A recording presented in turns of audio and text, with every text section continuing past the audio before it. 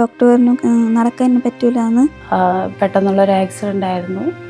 അവൾ വീണിട്ട് നട്ടെല്ല് പൊട്ടി. സർജറി കഴിഞ്ഞിട്ട് എന്നാലും കാലിന് ചലനമൊന്നും ഇതുവരെയും കിട്ടിയിട്ടില്ല. ഓപ്പറേഷനൊക്കെ ചെയ്തത് വീട്ടിൽ നിന്ന് പേരൻസൊക്കെ കടങ്ങളൊക്കെ വാങ്ങിച്ചിട്ടാണ്.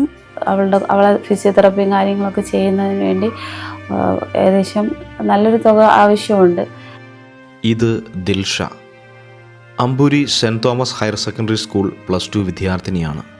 2026 ജൂൺ മാസം 10-ാം തീയതി ഉണ്ടായ ആക്സിഡൻറ്റിൽ 2 കാലുകളും തളർന്ന് സർജറിക്ക് ശേഷം വാടക വീട്ടിൽ വിശ്രമത്തിലാണ്.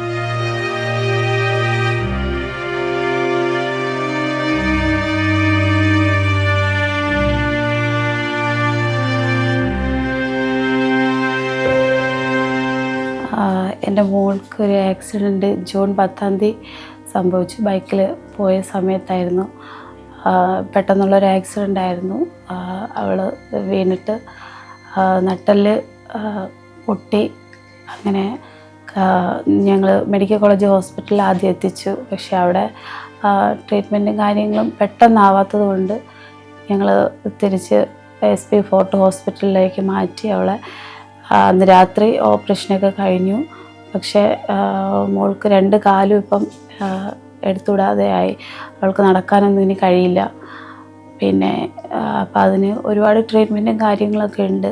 സാമ്പത്തികമായിട്ട് ഒത്തിരി ബാധ്യതകളുണ്ട്. ഒരുപാട് കടങ്ങളുണ്ട്. ഹസ്ബൻഡ് കൂലിവേലയാണ് ചെയ്യുന്നത്.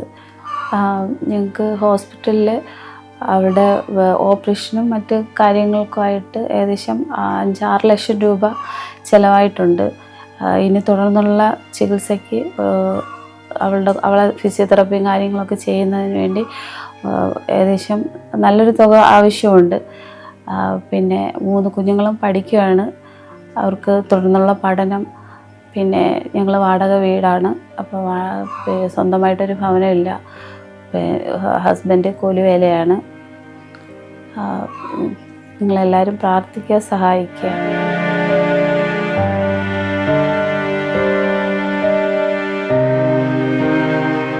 ആക്സിഡൻറ്റ് പറ്റിയ ഉടനെ മെഡിക്കൽ കോളേജ് ഹോസ്പിറ്റലിലോട്ട് കൊണ്ടുപോയി. അവിടെ ഭയങ്കര തിരക്കും കാര്യങ്ങളായിരുന്നു അവർക്ക്. ഞങ്ങളവിടെ പോയിട്ട് MRI CT സ്കാനൊക്കെ എടുത്തു നോക്കി. അപ്പോൾ നട്ടെല്ല് നല്ല പൊട്ടലുണ്ട്, നരമ്പ് അതിൻ്റെ അകത്ത് കുരുങ്ങിപ്പോയെന്നാണ് പറഞ്ഞത്, സ്പൈനൽ കോഡിൽ. അതിനുശേഷം ഞങ്ങൾ ഡോക്ടേഴ്സ് പറഞ്ഞു വെയിറ്റിങ്ങിന് നിൽക്കാനാണ് പറഞ്ഞത്. അവിടെ 2 ആഴ്ച കിടന്നിട്ട് എന്നിട്ട് 2 ആഴ്ച കഴിഞ്ഞ് നമുക്ക് സർജറി ചെയ്യാൻ എന്തെങ്കിലും പറ്റുമെന്ന് പറഞ്ഞു. അത്രയും ഞങ്ങളപ്പോൾ എൻ്റെ ഒരു ഫ്രണ്ട് SP ഫോർട്ട് ഹോസ്പിറ്റലായിട്ട് ബന്ധപ്പെട്ടിട്ട് അവിടുത്തെ ഡോക്ടറുമായിട്ട് സംസാരിച്ചപ്പോൾ അവിടുത്തെ ഡോക്ടർ പറഞ്ഞതെന്ന് വെച്ചാൽ ഇത്തിരി ക്രിട്ടിക്കലാണ്, പെട്ടെന്ന് നിങ്ങൾ എത്രയും പെട്ടെന്ന് ഇവിടെ SP ഫോർട്ടിലോട്ട് കൊണ്ടുവരാൻ പറ്റുമെങ്കിൽ കൊണ്ടുവരിക എന്നാണ് പറഞ്ഞത്. ഞങ്ങൾ അത് പ്രമാണിച്ച് പെട്ടെന്ന് തന്നെ SP ഫോർട്ടിലേക്ക് മാറ്റുകയുണ്ടായി. അവിടെ പോയി MRI സ്കാനിങ് ഒക്കെ എടുത്തു. അപ്പോൾ നല്ല ക്രിട്ടിക്കലാണെന്നാണ് പറഞ്ഞത്. അരയ്ക്ക് താഴോട്ട് പിന്നെ ചലനം കിട്ടൂലെന്നൊക്കെയാണ് അവർ പറഞ്ഞത്. അതിനുശേഷം അന്ന് രാത്രി തന്നെ അവിടെ ഒരു 9-10 മണിയായപ്പോൾ തന്നെ സർജറിക്ക് കയറ്റി. 12 മണിയായപ്പോൾ സർജറി. എന്നാലും കാലിന് ചലനമൊന്നും ഇതുവരെയും കിട്ടിയിട്ടില്ല. എല്ലാവരും പ്രാർത്ഥിക്കണം, എല്ലാവരും സഹായിക്കണം എന്ന് ആവശ്യപ്പെടുന്നു.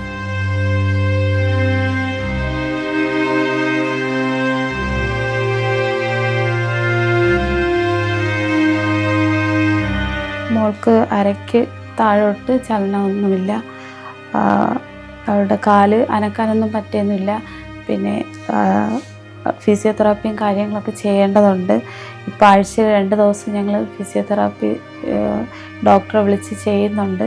പക്ഷെ അതിൽ യാതൊരു മാറ്റവും, ചെറിയൊരു മാറ്റമൊന്നും അങ്ങനെ കണ്ടിട്ടില്ല.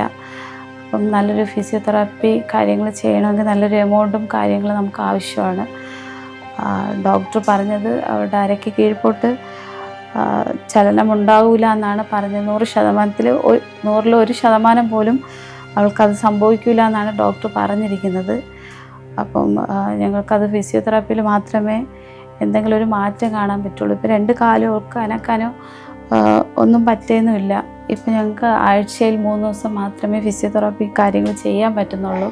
അപ്പം കൂടുതലായിട്ട് ചെയ്യണമെങ്കിൽ ഇവിടെ നമുക്ക് കോയമ്പത്തൂർ കൊണ്ടുപോയി ബെൽറ്റ് ഇട്ട് നടത്തിക്കണം. അപ്പോൾ അതിന് ലക്ഷങ്ങൾ ചിലവാകും.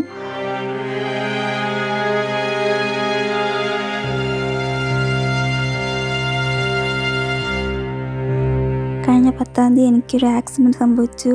നട്ടലിടിച്ച് അങ്ങനെ ഹോസ്പിറ്റലിൽ പോയി സർജറിയൊക്കെ ചെയ്തപ്പോഴത്തേക്കും ഡോക്ടർ പറഞ്ഞു കാലിന് നടക്കാൻ പറ്റൂല എന്ന്. അങ്ങനെ 9 ദിവസം ഹോസ്പിറ്റലിലായിരുന്നു. ഇനിയും തുടർന്ന് ചികിത്സയ്ക്ക് ആവശ്യമുണ്ട്. ഓപ്പറേഷനൊക്കെ ചെയ്തത് വീട്ടിൽ നിന്ന് പേരൻസൊക്കെ കടങ്ങളൊക്കെ വാങ്ങിച്ചിട്ടാണ്. ഇനിയും തുടർന്ന് ചികിത്സിക്കുന്ന കുറേ സാമ്പത്തികമായ ആവശ്യമുണ്ട്. ഇനിയും നിങ്ങളുടെ പ്രാർത്ഥനയും സഹായം എനിക്ക് ആവശ്യമുണ്ട്. വെറും 17 വയസ്സ് മാത്രം പ്രായമുള്ള ദിൽഷയ്ക്ക് ഇനി നടക്കണം. ജീവിത കടമ്പകൾ അനേകം കടക്കാനുണ്ട്. ജീവിതത്തെക്കുറിച്ച് ഒരുപാട് സ്വപ്നങ്ങളുള്ള ദിൽഷയുടെ തുടർ ചികിത്സയ്ക്ക് സുമനസ്സുകളുടെ സഹായം തേടുകയാണ് ദിൽഷയും കുടുംബവും.